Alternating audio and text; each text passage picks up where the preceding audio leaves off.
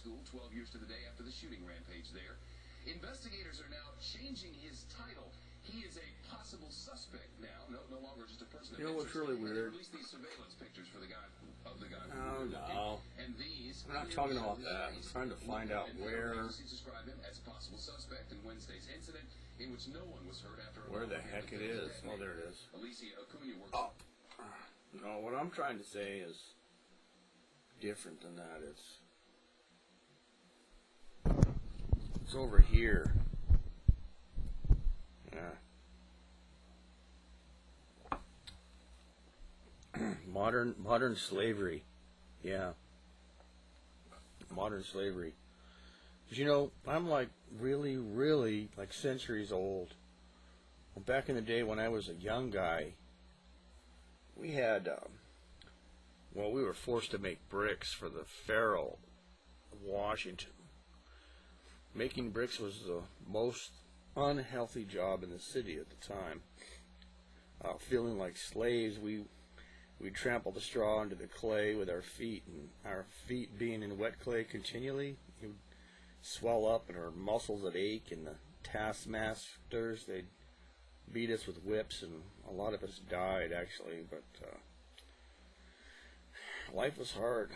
We were totally dependent on Washington for every need. Food stamps and health care and housing and education and entertainment and legal protection, moral protection, clothing, of course work. Well, now that I'm old, even now, many of us today, we've come to the same place again, totally dependent on government. And we fight against one another, we protest about one another, we threaten one another, we hate, obstruct any movement of our common brothers and sisters to break the chains of slavery. And you saw what was going on up there. Yet whenever we try to break away and start our own companies, like in the past, the pharaohs would say, and they still do, "Who is the Lord that I should obey his voice to let these taxpayers go? I know not the Lord, neither will I let the taxpayer go." Well, back then, when I was young, the common people would say that the God of the Hebrews hath met with us. Let us go, we pray thee, 3 days' journey into the desert, and sacrifice unto the Lord our God, lest he fall upon us with pestilence or with the sword. That's kind of weird old English, don't you think?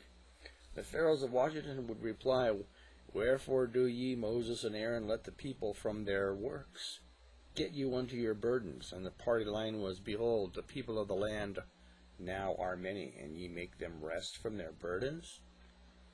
There's 300 million of us. And the bureaucrats, they commanded the same day that the taskmasters of the people and that their officers say, "You shall no more give the people straw to make brick, and heretofore let them go and gather straw for themselves." It's Exodus chapter 5, verses 1 through 7, in case you're interested. "Neither shall you give them energy or gas for their cars, or cheap light bulbs, or rice. Be no Happy Meals or kickball.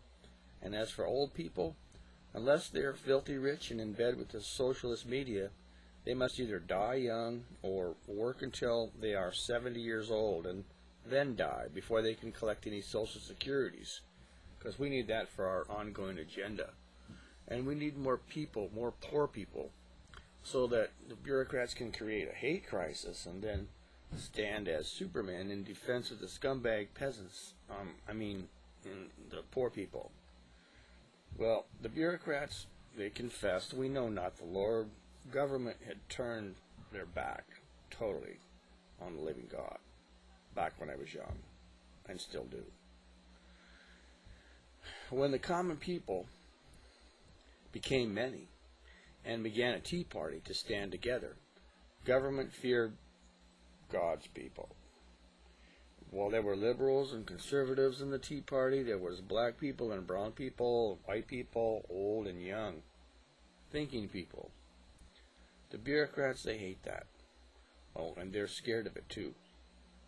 The bureaucrats, they had to go on like a mass propaganda tour and make it seem that only wingnuts were opposed to slavery.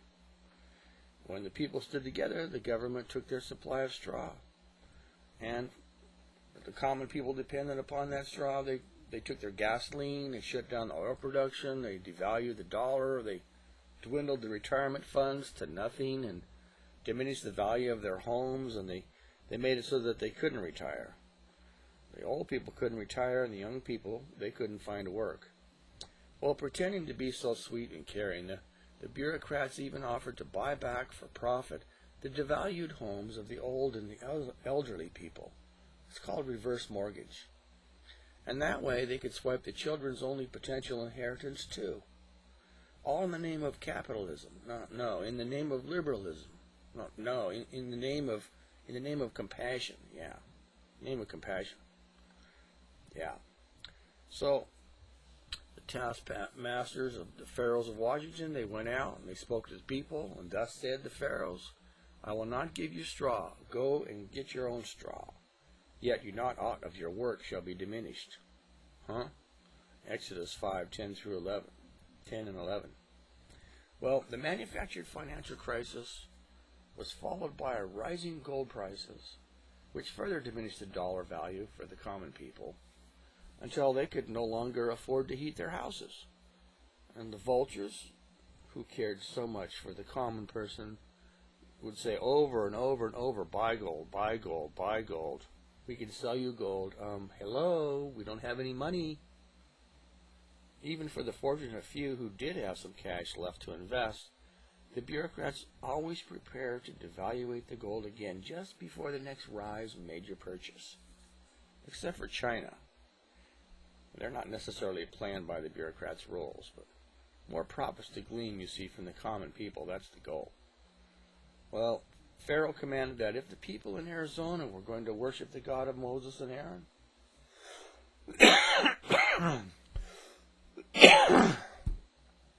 excuse me.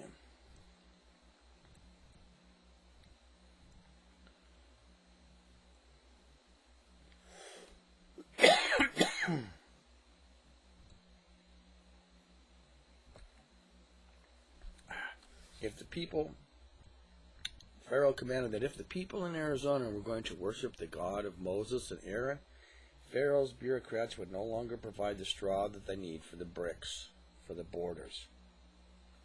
They no longer could depend on the federal government for their supply, yet they were to produce the same amount of brick walls. This was government's way of making their life hard.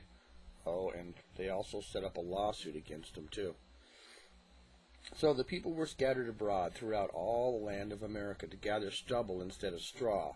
They tried to ride the bullet train, which didn't exist, although it was paid for with stimulus money, but it was never built because the cash went to the bureaucrats' stash.